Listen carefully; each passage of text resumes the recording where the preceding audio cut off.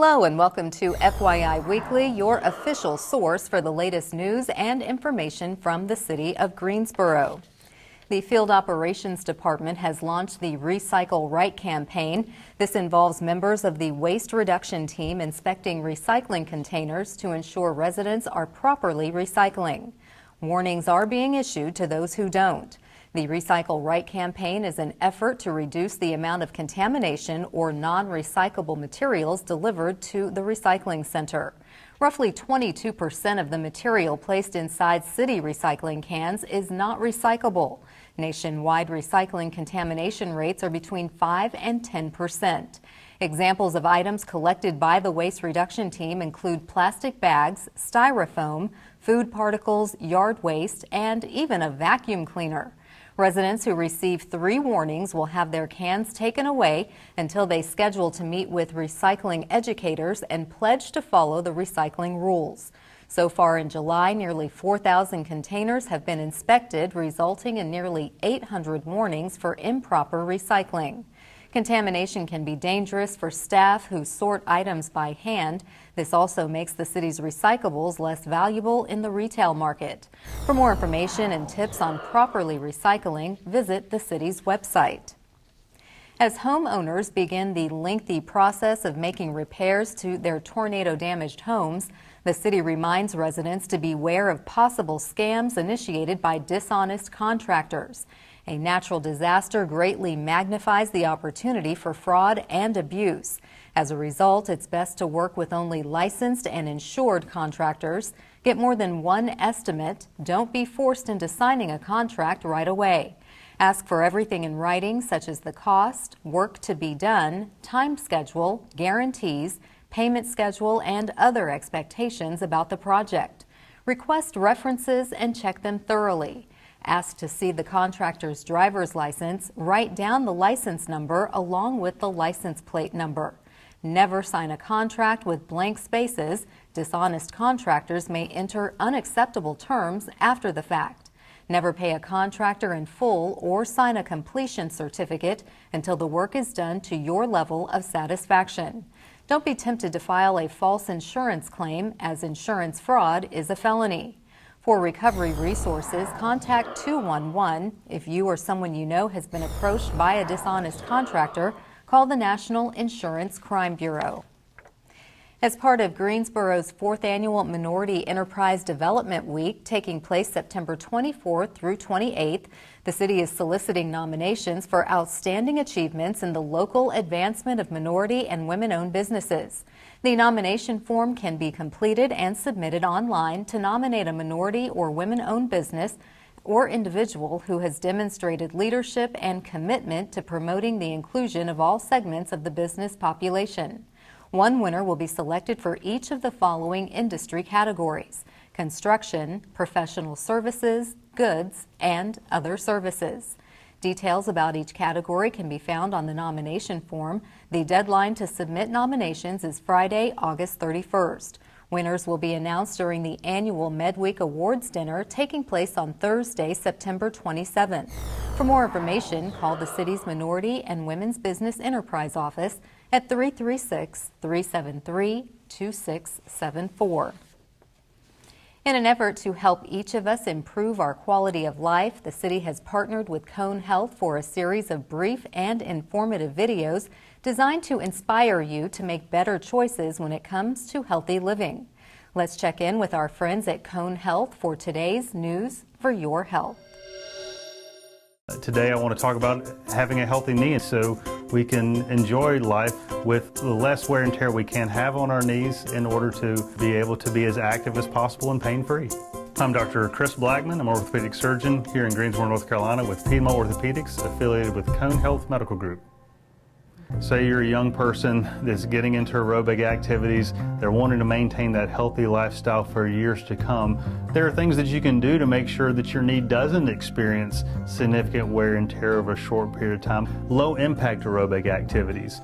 recumbent bike, swimming, elliptical, those types of things can help. If you're going to use a treadmill, put your treadmill at just an even level. Don't put it at a big incline. That puts more stress on the knees and can have detrimental effects on the cartilage around the knee and around the patellofemoral joint, and that can cause worsening pain.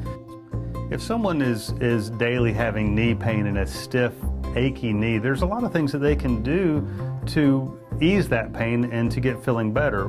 One is just working on stretching and not stay in the same position all day with their knee bent. They can work on stretching the quad muscles, the muscles around the knee that help support the knee is very effective with decreasing stiffness. There are medications that people can try, such as any kind of anti-inflammatories that help take down inflammation around a joint. Obviously, exercise is important as well. Anything that we can do to exercise the muscles around the knee can decrease our stiffness in our joints. One is what's called straight leg raises, sitting with your back supported in a chair or laying flat in the bed and keeping your knees straight and then just lifting straight up in a controlled motion. Lunges is another good exercise, but not lunging all the way with your knees to the ground, bending your knees. It's only about halfway down. Those types of activities will help quite a bit on maintaining a strength and integrity of the muscles around the knee. If someone is already experiencing knee pain and, for instance, they're already participating in a lot of higher impact aerobic activities, they should actually take some time away from that activity to rest their knees. This is not a no pain, no gain when it comes to joints. It's listening to your body, and if you're hurting, back off. We're often asked, Doc, am I going to need a knee replacement? Is my knee that bad? Is the cartilage that worn? And that's where we go through a system of looking at, or systematically looking at x-rays, examining the knee. If someone has continuous swelling on the knee where we're having to drain fluid off the knee, the thoughts are, hey, is their cartilage wearing down? That's where an x-ray is important. A standing x-ray looking at how someone is loading their joint in real time. An x-ray can show us what the alignment of the knee is their joint space remaining, and we can start getting an idea of what the cartilage looks like with an x-ray. However, if a knee is shown to have complete loss of cartilage, when we look at on x-rays, we can tell, then that's where someone may consider something like a knee replacement, because a knee replacement is for helping someone improve their mobility, decrease their pain, and hopefully improve their quality of life once they get to that point where all else has failed, pain is daily, mobility is diminished, quality of life is diminished. That's when it's time to consider something like a joint replacement surgery. For more information, please go to our website and check out conehealth.com/orthopedics. Thank you. When you're driving around downtown, you might notice some areas under construction. We'll have that story and more news coming up after the break. Stay with us.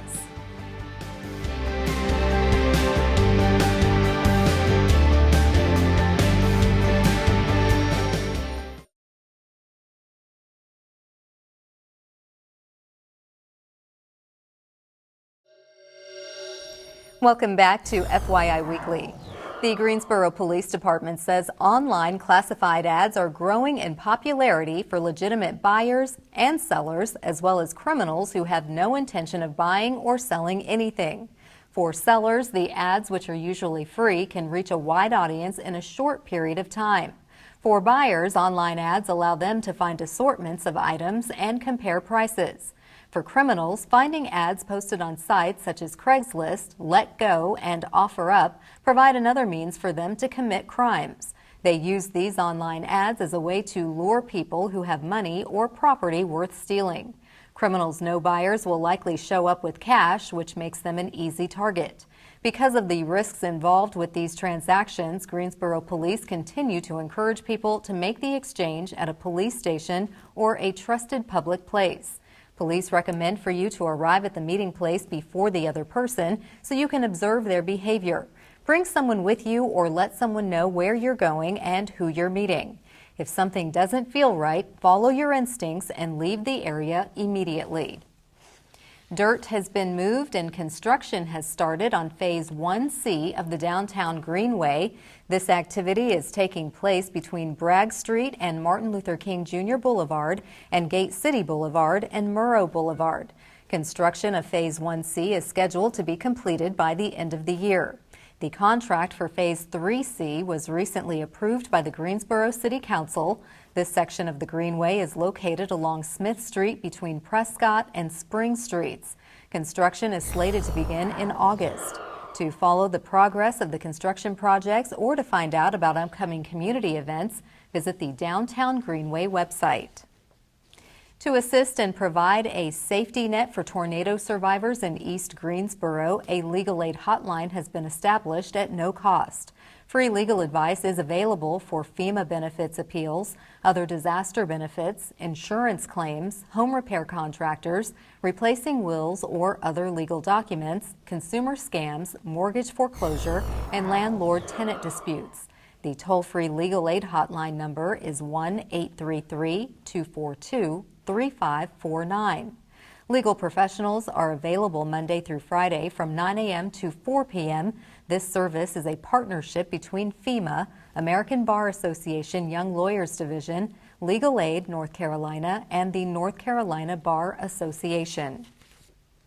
In an effort to spotlight and celebrate local artists, business owners, community builders, and essentially the next generation of leaders, the city is proud to partner with Action Greensboro to introduce our Made in Greensboro series. This day, we place the spotlight on comedy show producer Walter Latham.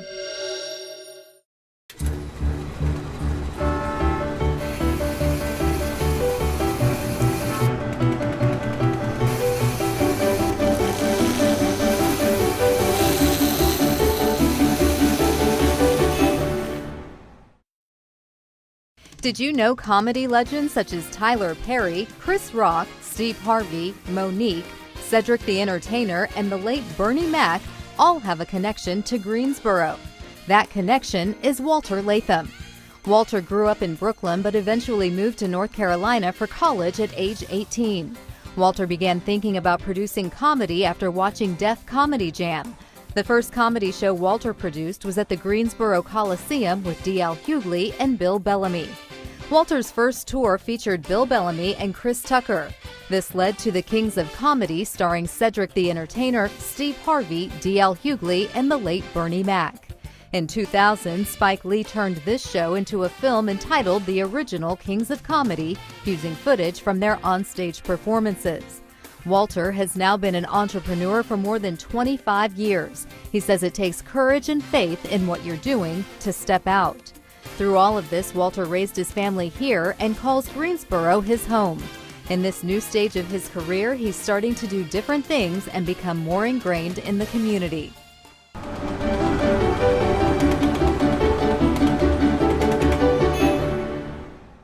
To learn more about Made in Greensboro or to see more images taken by photographers Jerry Walford and Scott Mothersbaugh, visit the Action Greensboro website at madeingso.com.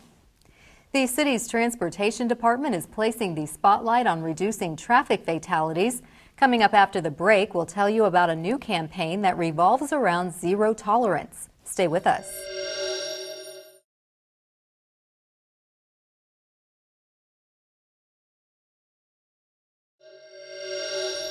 Welcome back to FYI Weekly. Making Greensboro streets safer for drivers by significantly reducing the number of fatalities is the goal of the Greensboro Department of Transportation. Joining me now to tell us about the Vision Zero initiative is Adam Fisher. He is the director of the Transportation Department. Hello, Adam. Welcome back. Always good to see you. Thank you. Absolutely. We are so behind this effort because anytime you're talking about saving lives, it's important. So what is Vision Zero? I think you mentioned it right up front in our goals and strategies is simply to reduce the number of collisions that happen on our roadways that result in serious injuries or fatal accidents. Unfortunately, last year we were at an all-time high of 42 fatal accidents in Greensboro, up from our previous high of 28 fatal accidents. And it's been a growing trend, not just in Greensboro, but across the state and the nation, as we're starting to see an unfortunate uptick or increase in fatal or severe injury automobile crashes. That's unfortunate and very important for us to support this campaign. And I'm guessing these numbers is why Greensboro has launched the initiative. Right. We are launching this initiative along with several other municipalities across North Carolina as well as nationwide. The initiative really started back in the 1990s in Sweden, where that country decided that any fatality is not acceptable. And so they took some very drastic measures, both with their speeding laws, to try to eliminate fatal accidents, and they actually have had a pretty good decrease in those unfortunate incidents. Okay. So what has your research found, other than the statistics that you've given us? What have you found as far as why this needs to be an ongoing effort? Well, some of the data that we found just going back the past 4 years are showing that 60% of the unfortunate incidents happen at nighttime. They involve people driving over the speed limit or at unsafe speeds. They involve folks not wearing their seat belts, even though statistics show that about 90% of the people wearing our seat belts. The ones that are not wearing their seat belts, if there is a crash, unfortunately, more times than not, it results in a bad accident for them. So trying to make sure that everybody in the car is wearing the seatbelt, not just the people in the front seat, but it's now state law that the folks in the back seat need to wear their seatbelts, because at high rates of speeds or any speed, those passengers, if they're not buckled in the back seat, they become projectiles, and either they become fatalities themselves, or they can actually cause serious injury to people who are in the front seats. And another thing that we're finding that's probably not surprising, and we see it probably every day, is inattentive driving. People driving, looking at their cell phone, texting, people trying to eat breakfast or lunch while they're driving, or fixing their makeup in the mirror.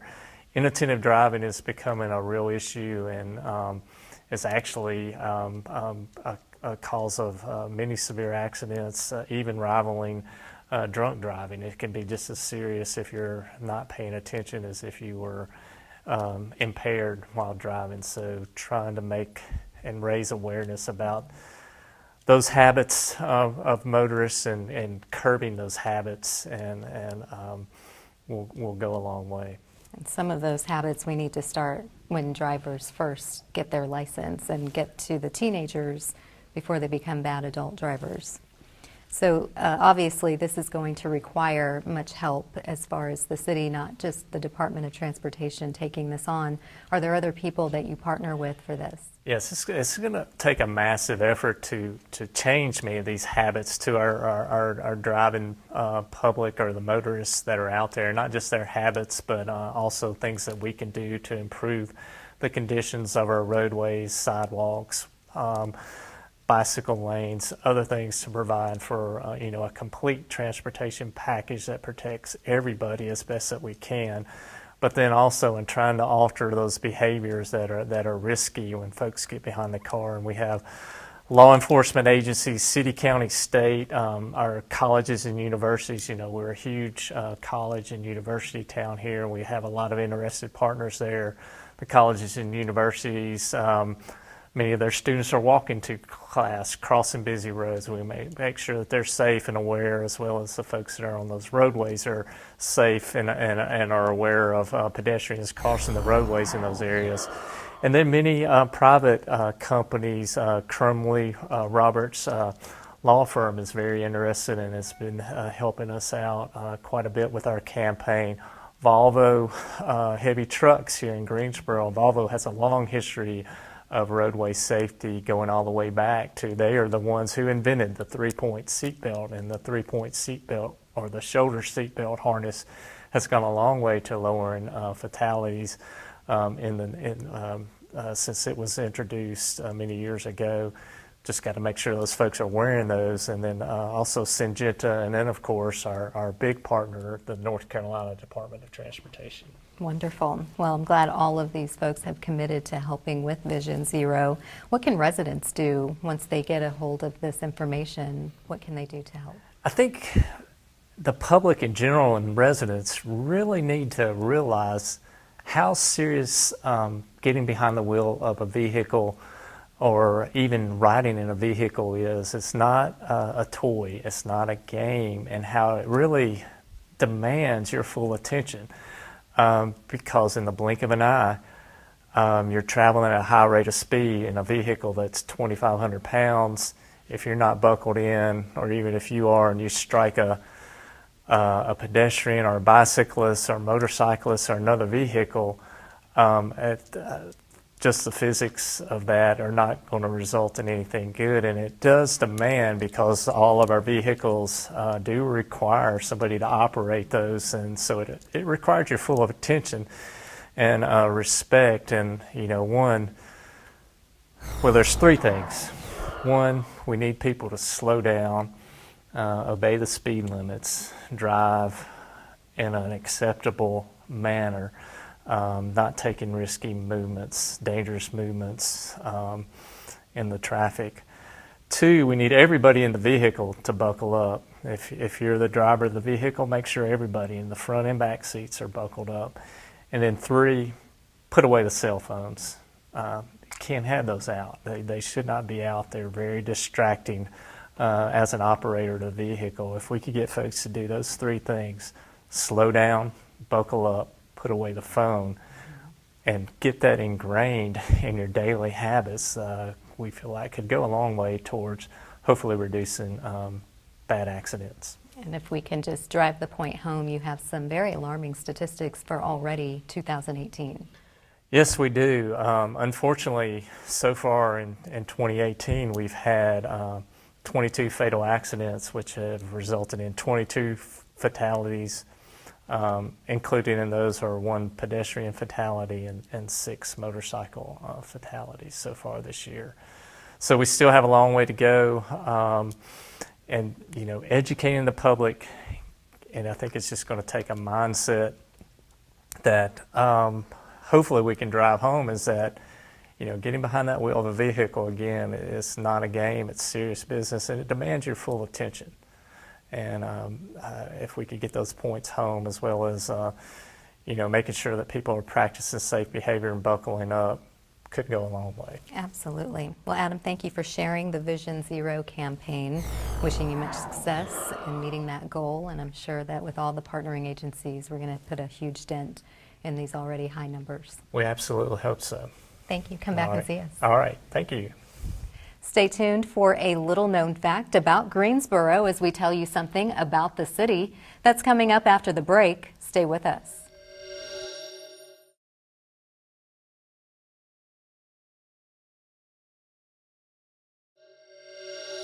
Welcome back. One way to stay informed about what's happening in the city is by attending or tuning in to City Council meetings. The Greensboro City Council meetings are open to the public, but if you cannot attend, we broadcast the meetings live right here on GTN, and we also stream the meetings live on the city's website. Council meetings take place at 5:30 p.m. on the first and third Tuesdays of the month on Level 2 of the Melvin Municipal Office Building, located at 300 West Washington Street. The first meeting of the month includes public comments and special presentations. Meetings on the third Tuesday of the month focus on public hearings and city business. The fourth Tuesday is reserved for a meeting as needed. To review the council meeting schedule and agendas, please visit the city's website. Here's an opportunity to learn a little something about the city. Registration is open for Session 6 of Safety Town. This program is teaching children valuable safety skills in a mock city called Safety Town. Safety Town is more than just a community of scaled-down buildings and roads. It's an outdoor classroom focusing on a host of topics ranging from stranger danger and drugs to traffic and gun safety. School resource officers engage the kids for 2 hours each day over a 2-week period. 6 sessions are held each summer, with each session accommodating 115 children. Session 6 is taking place from July 30th through August 10th. Graduation is August 10th at 1 p.m. All ceremonies are held at the Lewis Recreation Center located at 3110 Forest Lawn Drive. The program is a partnership between the Greensboro Police Department and the Nat Kiwanis Club that has endured approximately 40 years. Parents can visit the Safety Town website to register their child for Session 6. Coming up after the break, we'll showcase our department spotlight, but first, prepare to mark your calendar for all the great events happening this week on the town.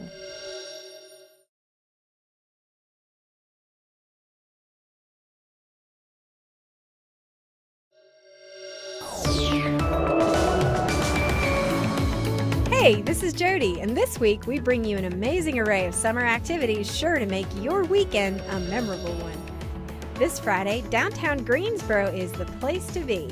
After work, head downtown for a night of art, music, entertainment, delicious food, and great specials. Visit firstfridaygreensboro.org, where you will find a list of special events happening, including a live artist demo from 5:30 to 6:30 p.m. by ECU Metal Facility artists and live music by Red Nucleus at Green Hill Art Studio, 200 North Davie Street. Don't forget, the first Friday of every month, the Greensboro Children's Museum is only $2 from 5 to 8 p.m. Check out the police car, Mack truck, outdoor climbing plaza, and more. Visit the Children's Museum website at gcmuseum.com for a complete list of attractions. While you're downtown, head over to LeBauer Park as UNCG presents Spartan Cinema from 7:30 to 10:30 p.m. This is a free summer movie series in the park, and this week's feature film is Moana. Bring a blanket or lawn chair and lounge on the great lawn and enjoy the pre-show entertainment. The movie will start at dusk, which is approximately 8:20 p.m. More details can be found on the LeBauer Park Facebook page. Speaking of summer films, Carolina Theater is hosting a summer film festival featuring classic horror movies on Friday and Saturday, showing Rosemary's Baby at 6 p.m. and The Shining at 9 p.m. upstairs on the 3rd floor of the theater. Get ready to be completely freaked out by these two epic horror films. Arrive early before The Shining to register to win a new pair of Wrangler jeans, as this movie is presented as part of the Wrangler Great American Movie Series. To purchase tickets, go to carolinatheater.com. This Sunday, make your way over to Hester Park at 3906 Petula Road for a live music performance by the Zinc Kings at 6 p.m. and the Radials at 7:15 p.m. This is brought to you by the Music for a Sunday Evening in the Park or MUSEC Concert Series. Go to greensboro-nc.gov/MUSEC for a complete list of summer concert series performances. Keep watching FYI Weekly right here on GTN to find out more about events happening on the town. Welcome back. The City of Greensboro has more than 22 departments and several divisions committed to serving you, our residents and visitors. Let's go behind the scenes in our department spotlight. The artistic talent of world-renowned painter David Mr. June Loof is demonstrated in a mural displayed on the 124-foot wide water tank at the Mitchell Water Treatment Plant. The artwork, entitled "Water is Life," can be seen from both directions of traffic. One of the best views is when you drive south on Battleground and slowly bearing right onto Benjamin Parkway. The mural can also be seen from other nearby streets. A community event to celebrate the completion of the mural will take place this fall. The free event will feature family-friendly activities around water, sustainability, art, and much more. The Mitchell Water Treatment Plant is located at 1041 Battleground Avenue. For more information about the Water is Life mural and the upcoming community event, visit the project webpage. On the other side of the break is this week's Way to Go GSO shout out. Stay with us.